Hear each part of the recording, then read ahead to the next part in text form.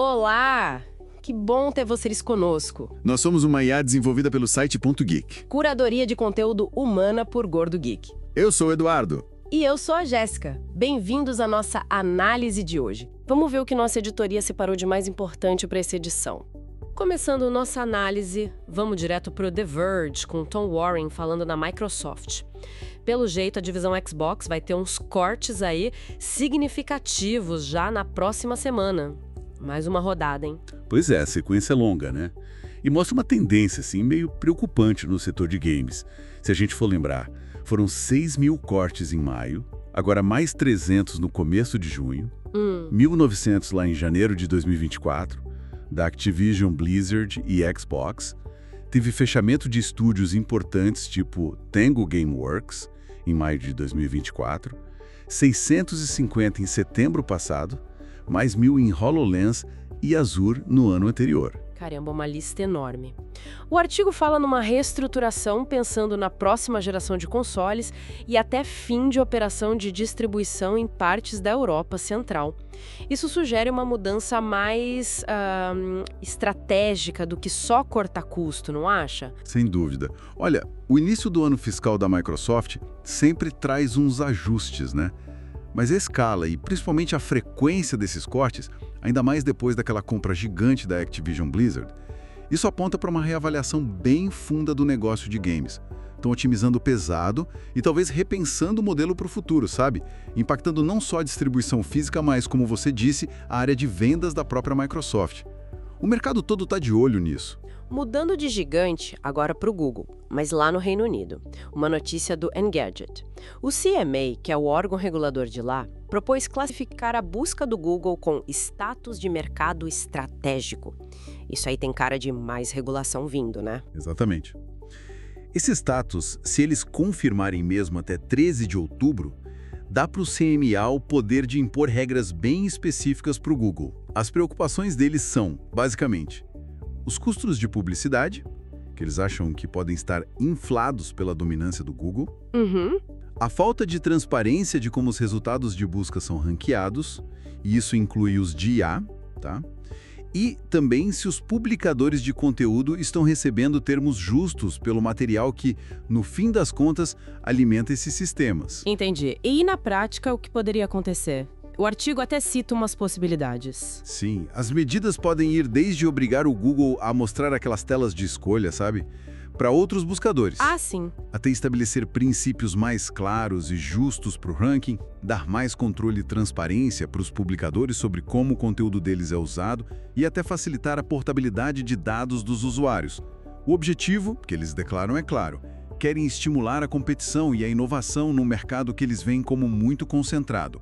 Mas, vale notar, a designação em si não é uma punição, tá? É mais um sinal de que regras podem vir por aí. O Gemini AI Assistant ficou de fora por enquanto, mas isso pode mudar. Trazendo o Google de volta para o Brasil, agora com uma matéria do Olhar Digital, do Alessandro Di Lorenzo, o STF formou maioria pela responsabilização das redes sociais por posts de usuários e o Google já mostrou preocupação com os detalhes, né? O ponto central da preocupação que o Fábio Coelho, presidente do Google Brasil, falou para a Folha de São Paulo, não é a ideia de ter responsabilidade em si, mas o quão ampla ela vai ser.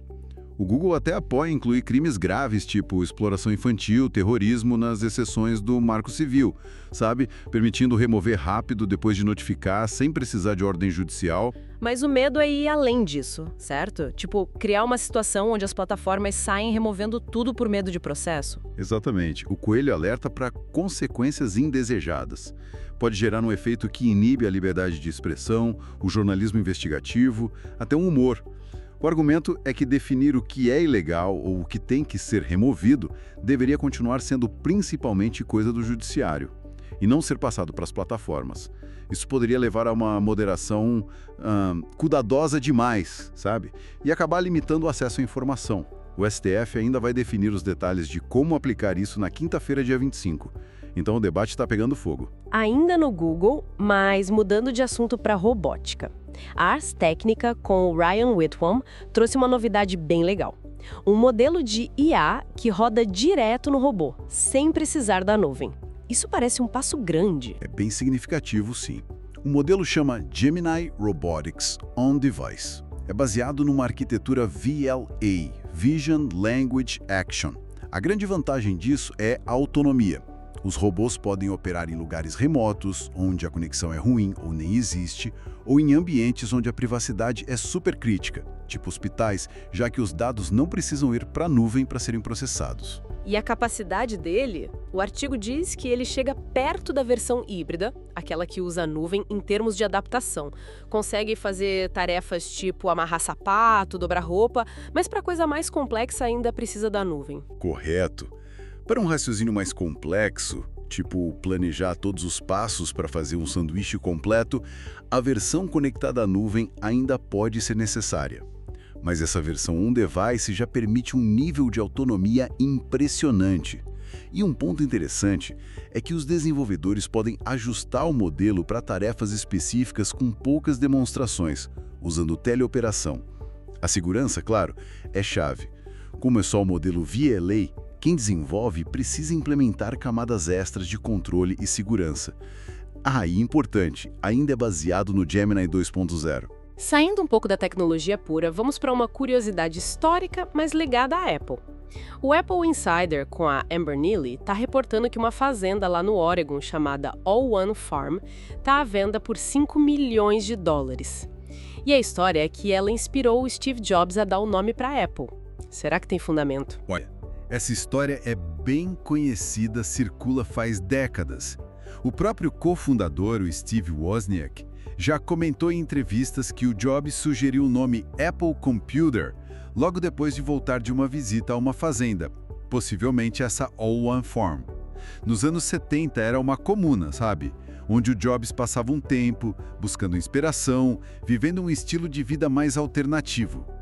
A propriedade é enorme, 387 acres. E parece que tem outra conexão pessoal forte do Jobs com esse lugar, não é só o nome da empresa. Sim, a matéria e outras fontes confirmam isso. A Kristen Brennan, que era a parceira do Jobs na época, morou lá na comuna.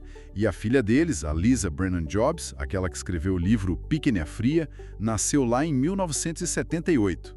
Essa venda agora seria a primeira desde que o lugar virou comuna. O preço, $5 milhões. Está sendo comparado com outras propriedades rurais na região, mas com certeza o valor histórico e essa conexão com Jobs dão um toque especial, né? A imobiliária descreve como uma propriedade de conto de fadas. Vamos para telecomunicações agora. O Mobile Time com Fernando Paiva está repercutindo os dados do Ericsson Mobility Report. A novidade é que a maioria das operadoras no mundo que vendem banda larga fixa sem fio, o FWA, mudou o jeito de cobrar. Sim, a tendência é bem clara. Estão largando os planos baseados em franquia de dados e adotando modelos por velocidade, mais parecido com o que a gente vê na fibra ótica e no cabo. Segundo o relatório, 51% das operadoras com FWA no mundo já fazem isso. E se a gente olha só para as que usam FWA 5G, aí sobe para 70%. Um ano atrás era só 40% no geral. É uma mudança rápida, principalmente na Europa, Oriente Médio e África. E aqui na América Latina, como é que fica? A gente ainda está preso na franquia de dados. Na maioria dos casos, sim. Por aqui, os planos com limite de dados ainda são os mais comuns no FWA. Mas o relatório também traz umas projeções bem otimistas para o FWA no mundo todo. A base de assinantes deve mais que dobrar até 2030, chegando a 350 milhões de conexões. Isso daria os 18% de toda a banda larga fixa mundial. E o mais impressionante, 80% dessas conexões FWA seriam 5G. O tráfego de dados por FWA deve quadruplicar, representando 35% de todo o tráfego móvel global lá em 2030. É um crescimento bem expressivo. Alerta de segurança agora. Notícia do Tecmundo, por Felipe Vidal. Os Correios do Brasil mandaram e-mails para clientes falando de uma vulnerabilidade no sistema que descobriram na sexta-feira, dia 13. Tem risco de dados pessoais terem sido expostos. O que mandaram para os clientes é bem vago, né? O que acaba gerando uma certa apreensão. Não falam qual foi a falha exatamente, nem que tipo de dados podem ter vazado. Os Correios dizem que agiram rápido quando detectaram a brecha e que notificaram a ANPD, Autoridade Nacional de Proteção de Dados, como manda a LGPD. Eles garantem que o acesso aos sistemas continua seguro e estável, mas a recomendação para quem recebeu o e-mail é se precaver, né? Com certeza. As recomendações são aquelas básicas de segurança digital. Trocar a senha da conta dos Correios na hora, ativar a autenticação de 2 fatores e, olha, de preferência usar aplicativo autenticador, não SMS, que é menos seguro. Nunca reutilizar senhas em outros serviços e, claro, ficar muito atento a qualquer atividade estranha na conta ou a e-mails falsos, phishing, tentando se passar pelos Correios para roubar mais informação. Seguindo para o e-commerce, a Wall2 de Reuters tem informando que a Shopee está acelerando as entregas. Agora, Belo Horizonte e Rio de Janeiro também entram no esquema de entrega em até 24 horas. Exato. Estão expandindo o serviço que já tinha em São Paulo e Salvador. Esse movimento é um reflexo claro da competição super acirrada no varejo online aqui no Brasil. A Shopee está investindo pesado em logística, usando até voos cargueiros dedicados. Tem o exemplo da rota São Paulo-Recife, e eles dizem que esperam reduzir o tempo médio de entrega em 60% nessas novas rotas com essa entrega no dia seguinte. É uma resposta direta à pressão de concorrentes que já estão aí há mais tempo, como o Mercado Livre, que tem uma logística bem forte, e também a chegada desses novos gigantes internacionais, tipo Temu e TikTok Shop, que prometem agitar ainda mais o mercado, né? Sem dúvida alguma. A velocidade e a confiança na entrega viraram um dos principais campos de batalha para ganhar o consumidor online no Brasil.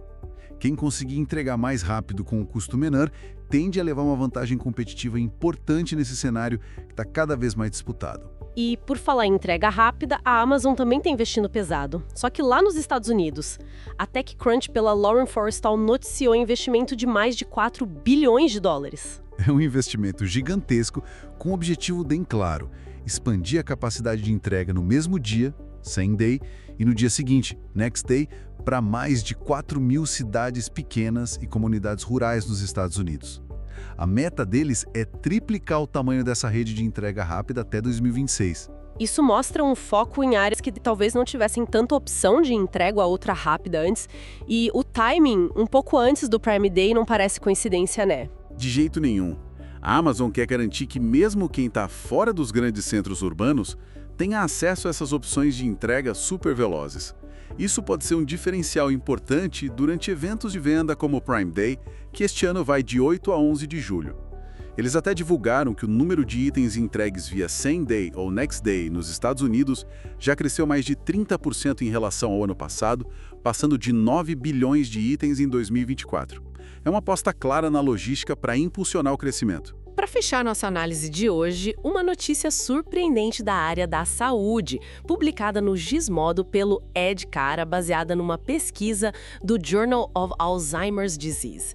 A semaglutida, que é o princípio ativo de remédios como Ozempic e o Wegovy, pode ter um efeito protetor contra a demência. Isso é sério. Olha, os resultados preliminares são bem intrigantes, sim. Pesquisadores da Case Western Reserve University analisaram um banco de dados enorme com 1,7 milhão de pacientes com diabetes tipo 2 nos Estados Unidos. Eles compararam quem usava semaglutida com quem usava outras 7 classes de medicamentos para diabetes, incluindo metformina e insulina. E aí descobriram uma redução significativa no risco de demência para quem usava a semaglutida. É isso mesmo. Exatamente. O estudo, que é observacional, encontrou uma associação com um risco de 40% a 50% menor de desenvolver demência relacionada ao Alzheimer. Isso inclui a demência vascular, que é a segunda mais comum entre quem usava a semaglutida. Mas é super importante frisar. Isso é uma correlação, tá? Não prova causa e efeito. A hipótese é que a semaglutida, por atuar em vários fatores de risco juntos, obesidade, diabetes, doença cardiovascular e também por reduzir a inflamação, poderia ter esse efeito protetor. Para confirmar isso, a gente precisa de ensaios clínicos randomizados, que, aliás, já estão rolando feitos pela Novo Nordisk. Entendi. Ainda é cedo, mas é uma pista interessante. Muito interessante. E os pesquisadores também planejam estudar outras drogas parecidas, da classe GLP-1, como a tirzepatida. É uma área para ficar de olho. E aí, gostou desse resumo de notícias da nossa edição? E se você gostou, não esquece, deixa seu comentário, curte, compartilha com os amigos. Isso ajuda muito a gente a continuar trazendo essas informações e análises. É isso aí. Muito obrigado pela companhia e até a próxima. Tchau!